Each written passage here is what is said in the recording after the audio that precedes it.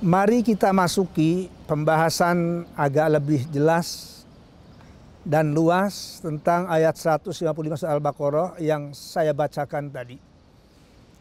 Bahwa Allah Subhanahu wa ta'ala berjanji akan menguji coba orang-orang beriman. Insya Allah termasuk kita ini di dalamnya. Apa ujiannya? Sangat umum di sana dikatakan bisyai'in, dengan sesuatu. Lalu dijabarkan sesuatunya apa? Ada yang sifatnya mengkhawatirkan atau menakutkan, bahkan mengerikan orang-orang beriman sekalipun. Rasa takut, rasa was-was, rasa bimbang. Bisa juga dalam bentuk walju'i, kurang makan, kurang minum. Bahkan buah-buahan bisa menipis, bisa berkurang. Logistik menipis, menyedikit. Tidak tertutup kemungkinan ada juga yang sampai menimbulkan nyawa melayang.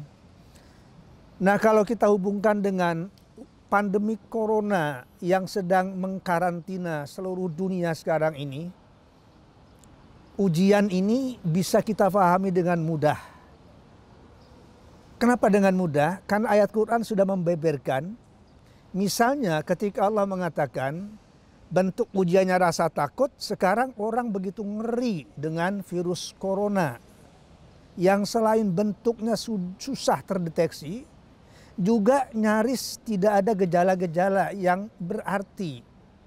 Sampai-sampai ahli medik sekalipun mengalami kesulitan untuk itu.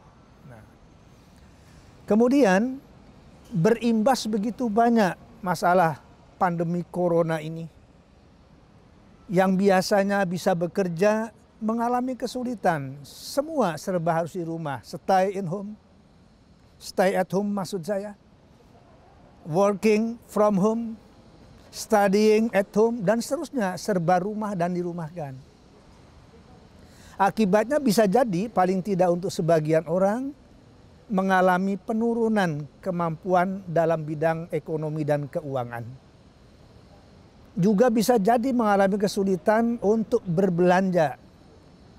Bahkan na'udzubillah dzalik sudah banyak juga yang menjadi korban ribuan. Namun apa sikap yang harus dilakoni oleh kita? Kita berguru kepada sejarah. Satu di antara dimensi sejarah adalah kaum yang disebut dengan salafus sholih. Kita tidak mempergunjingkan periode kapannya, yang pasti keberadaan ulama salafus sholih ini atau ulama salafis sholih ini memberikan sumbangsi nyata buat generasi yang berikutnya. Kita ambil satu contoh, Khalifah Umar bin Al-Khattab radhiyallahu an, yang nyata-nyata pada waktu beliau dihadapkan pada posisi sulit terkait dengan pandemi, meskipun bukan pandemi corona seperti sekarang ini. Tapi apa yang beliau berikan? Karena sudah tahu bahwa ini pasti akan terjadi ujian dari Allah Subhanahu wa ta'ala, maka ada resep teologi yang diberikan.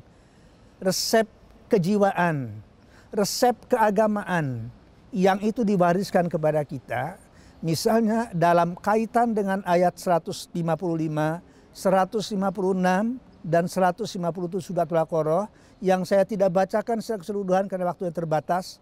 Tapi kita ambil intisarinya, beliau mengatakan demikian. Kata beliau, sungguh saya tidak pernah menemukan sebuah musibah. Kecuali di dalam musibah itu minimal ada 3 nikmat yang aku nikmati betul-betul. Kata beliau, yang pertama apa? Di dalam musibah itu sebenarnya di dalam ajaran agamaku nyaris tidak ada musibah yang sesungguhnya. Artinya Allah tidak akan pernah memberikan musibah yang tidak bisa dipanggul dan dipikul oleh umat mukminin mukminat. Yang kedua, kata beliau, acap kali musibah ini seakan-akan terkesan didramatisir.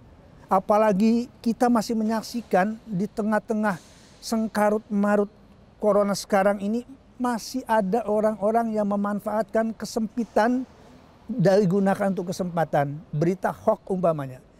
Ini kira-kira lebih kurang. Jadi harusnya adalah dihindari. Kita tetap memiliki jiwa yang mutmainnah.